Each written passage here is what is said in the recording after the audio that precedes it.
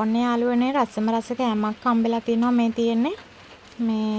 මේක ගොඩක් වෙලාවට හැදෙන්නේ කඳුකර ප්‍රදේශවල මේ හතු වර්ගේ.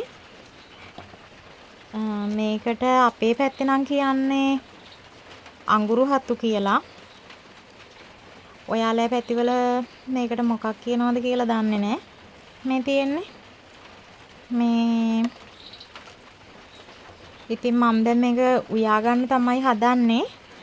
මුලින්ම මේ හතු ටික අපි හොඳට බලලා ඔය මේ වගේ සත්තු කාපු තැන් මෙහෙම අයින් කරලා මේ හොඳ කොටස් ටික අරගෙන වෙන මේ පොඩි කෑලි වලට කඩලා මෙහෙම දා ගන්න ඕනි.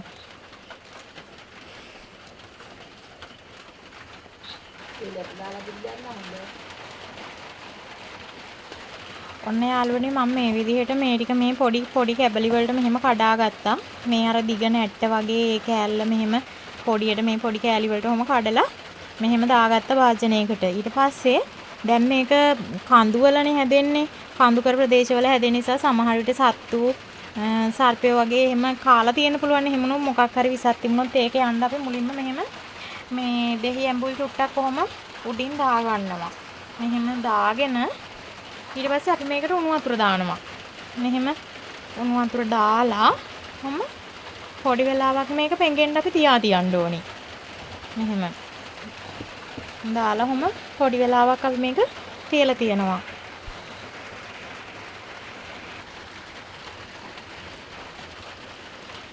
හරි යාළුවනේ ඔන්න එහෙනම් මේ මම පෙඟෙන්න දාපු ඒ ටික අර වතුර ගතිය පොඩ්ඩක් යන්න කොහොම මිරිකලා මෙහෙම වෙන භාජනයකට මම දා ගන්නවා මෙහෙම විදිහට. මෙහෙම. මේ එතකොට මොකක් හරි විසක් තියෙනවා නම් මේවේ යනමනේ. ඒ නිසා මේ විදිහට කොහොම මිරිකලා අයින් කරලා මේ අපි මේක වෙනම හදා ගන්නවා. ඔන්න යාළුවනේ එහෙනම් ඊගාවට තියෙන්නේ මෙහෙම මේ තැටියක් තියලා ලිපෙන් අපිට අවශ්‍ය ප්‍රමාණයට සැරට කනවා නම් සැරට හරි එහෙම නැත්නම් ඊට අඩුවෙන් හරි දාලා මෙහෙම මිරිස් ඊගාවට 3-5 කුඩු ඒ ටික අපි මේ විදිහට ලිපේ තියලා රත් කරලාම කර කර ගන්න ඕනේ. එහෙම හොඳට දැන් යාළුවනේ අපි මේ විදිහට පොල් තෙල් චුට්ටක් දාලා ඉවර වෙලා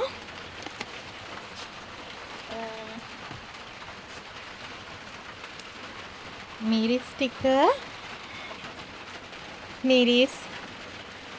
කුඩුයි 3-5 කුඩුයි හොඳට අපි බැද ගන්න ඕනේ.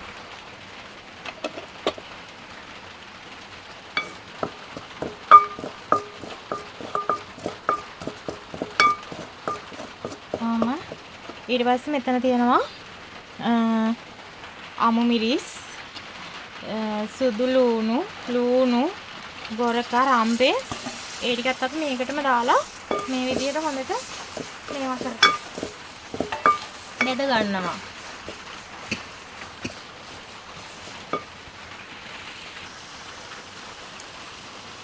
ඊට පස්සේ යාළුවනේ හොඳට මේ කළු පාට වෙච්ච මේ බැදගත්ත කුඩු එකට අපි අපේ හතු ටික දාලා මේ විදිහට හොඳට කලවම් කරගන්නවා. කලවම් කරගෙන ඊට පස්සේ මේ විදිහට මං ගාලා ඉවර වෙලා මිරිකගත්ත පොල් කිරි තියෙනවා. අපි මේ පොල් කිරි එක මෙහෙම මේ විදිහට දාලා හොඳට කොම පොල් කිරි දැම්මා. ලුණු අවශ්‍ය ප්‍රමාණයට ලුණු දාගෙන මේ විදිහට අපි මේක විනාඩි 15ක් 20ක් වගේ හොඳට මදගින්නේ උයා ගන්න ඕනේ. ඉතින් යාළුවනේ ගොඩක් වෙලාවට මේක අපේ අම්මලා ආච්චිලා එහෙමනම් මේ පොල් අඹරලා පොල් බැදලා අඹරලා එහෙම කළු කරලා තමයි ගන්නෙ. ඉතින් මං අද පොඩ්ඩක් වෙලාව මදි වුණ හින්දා මේ පොල් කිරි ගත්තා. පොල් කිරි අරගෙන පොල් කිරි තමයි දැම්මේ. හැබැයි බලන්න ඒකේ කිසිම වෙනසක් වෙලා නැහැ. මොකද මම මිරිස් ටික හොඳට මිරිස් 3-5 ටික හොඳට බැදලා තමයි ගත්තේ මේකට. තෙලට දාලා හර කරලා තමයි ගත්තේ. ඒක නිසා පාටේ කිසිම වෙනසක් වෙලා නැහැ. මේ බලන්න ඔයාලටත් පේනවනේ. මේ තියෙන්නේ විනාඩි 15කට පස්සේ තවමත් උතුරනවා. විනාඩි 15කට පස්සේ මම හදාගත්ත මගේ අඟුරු හතු මාළුව තමයි මේ තියෙන්නේ. බලන්න යාළුවනේ ඒක හරිම ලස්සනයි. ලස්සන සුවඳයි. කන්න ආස වෙනවා. හරිම සුවඳක් තමයි එන්නේ. ඉතින් ඔයාලත් try කරන්න.